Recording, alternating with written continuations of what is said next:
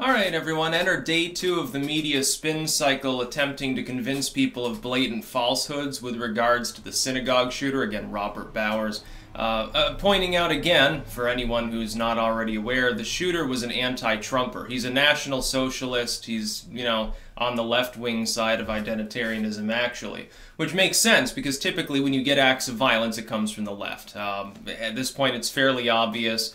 People can say, well, right-wing violence is a huge problem. That's funny. I'm not seeing groups of people in MAGA hats going around beating people unprovoked. It's just not really happening. But you do see Antifa do that from time to time, whenever 2 or more people are gathered for a political reason. Now, that's not to say that there isn't a problem with violence on the right wing, too. Of course, there are people on the right. In fact, I've spoken to some that are, maybe more edgy, more dicey in their physical behavior. You do sometimes get right-wingers that, snap and shoot or bomb things. But lately, it's been blown out of proportion. And what you're getting is a lopsided and heavily biased look at reality, to the point where reality is not presented in its actual real form by most of the media outlets. Like earlier, it was funny, because they're targeting Gab too. There was one pundit, oh, I want to talk to the Twitter team, in a media capacity, a so-called journalistic capacity, about the TOS and why Gab is allowed on your site, because they're encouraging violence. But the thing is, one hand washes the other. A corporate competitor of a site like that makes a claim about someone, and then it's used as a source by a second site that's actually acting as the hitman. That's how deplatforming has begun. It's just like with InfoWars. They did the same thing. The initial claims made by the New York Times and CNN were not actually true. They were taken as self-evident under the banner of so-called legitimate sources, so-called journalistic integrity, and utilized by other sites to browbeat advertisers, among other things. It's what they're doing to Gab now. I'll be speaking on that separately. But the corporate media, so far, I have seen not one single corporate media, I mean the lamestream media, the bigger firms, the cable firms in their capacity, the New York Times and Atlantic's. Not a single one, as far as I know, has bothered to mention the fact that Robert Bowers was an avowed anti-Trumper, self-proclaimed, openly stated for some time. As in, there were multiple posts where he's browbeating Trump fans saying, oh, well, Trump is a sellout, he's not actually a nationalist.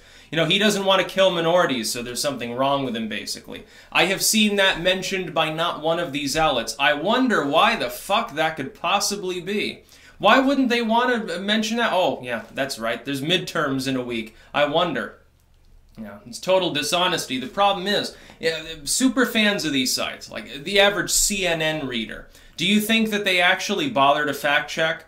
Do you think any of them has ever used Gab? 99% of these people don't know anything about it other than what they've been told to believe by the legacy media. So right now they think Gab is run by Nazis. It's 99% Nazis. If you use the site, at the very least you're associated with Nazis, and they openly encourage Nazis to do Nazi things.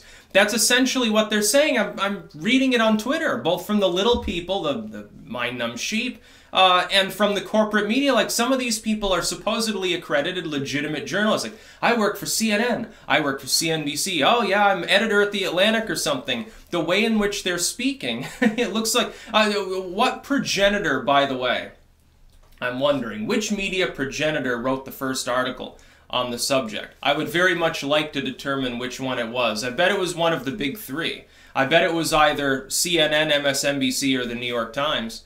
And then it filters down. It's like they take a shit, other media outlets eat the shit, they shit, and then, you got tertiary shit eaters, and then all of the little poop butt people, all of the little shit eaters, the small sheep, the small minds of the world, that can't get past whatever a corporation is telling them to believe, they eat up the rancid remnant, basically. That's how the corporate media really has begun to work. They just rob one another's stories at this point. They don't really compete with each other.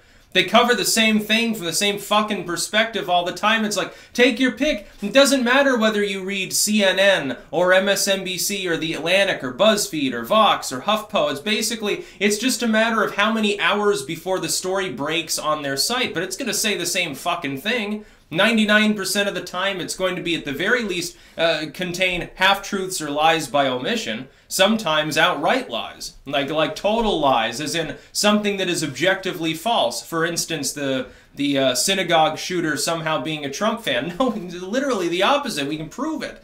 Got fucking screen caps of him rambling about how evil Trump supposedly is. But you're not going to get that from CNN. Especially not right before the midterms. Now, if people bothered to do fact-checking, it'd be a wonderful world. Unfortunately, most people don't have the time. They're like, yeah, they're on their way to their office job, you know, they're 9 to 5, they're rushing out the door, you know, still affixing their fucking clip-on tie, their shitty fake leather briefcase, you know, their half-assed rent-a-tux, and they fucking get into their car. Oh my god, I'm gonna be 5 minutes late, I might get fired, and then I'll be, you know, basically like the alt-tech people when they get deplatformed. Oh my god, it's gonna be a terrible day. So they're driving, and when they're stuck in traffic, they got their phone, like, reading out alerts, news alerts, or whatever. It's basically what happens. Yeah, I've got 10 minutes out of the day to inform myself about what's actually fucking happening.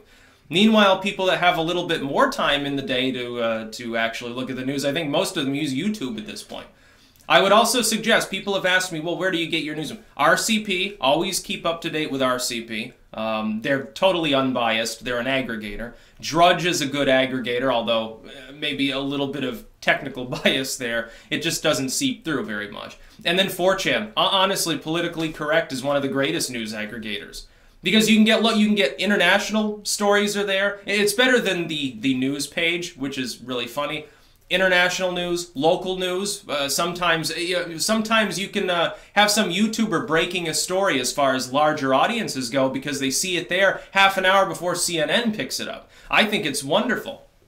You know, half the time when something major happens, I see it first there. Either there or on Twitter. And then Twitter's a decent aggregator, all things considered. If you're following politically minded people, especially those that do on-the-ground stuff, yeah, it can be very, very useful. In all honesty, and Gab too, of course, you know, when they're actually not being constantly harassed and cyberbullied by corporations. But the corporate media is never going to admit that the shooter was a never-Trumper. In the most literal sense, he's like, yeah, fuck the Democrats, also fuck the Republicans. Probably would rather vote for the Democrats. Be like, well, now which party am I going to vote for? The one that emancipated the slaves, or the one, the party of Jim Crow? I wonder which of these parties would generally be preferred by a leftist never-Trumper that also has violent tendencies. See, if you have violent tendencies, you should be a Democrat. They openly invite it. They're like, yeah, confront people, kick them when they go low, and get together and harass people in public. By the way, punch a Nazi today, even if the person is, you know, not actually a Nazi. Just punch everyone. Fucking, if you see someone in a MAGA hat, it's okay to throw bricks at them. It's okay. Antifa are anti-fascists, including when they throw their own feces at the police like a bunch of orangutans because they're shitty people. It's literally, they're so full of shit that they can't control it. They have to put it in bags and use it as projectiles. I'm surprised that I haven't seen Antifa build a fucking shit catapult yet. Or a fucking shit shot cannon or some stupid invention like that. I wouldn't put it past them. By the way, I officially disavow it if they do so. I'm not encouraging that. I'm actually mocking that. So, just so CNBC and all these other legacy media outlets understand. I know they're not very good at sarcasm. That's about all. Peace out.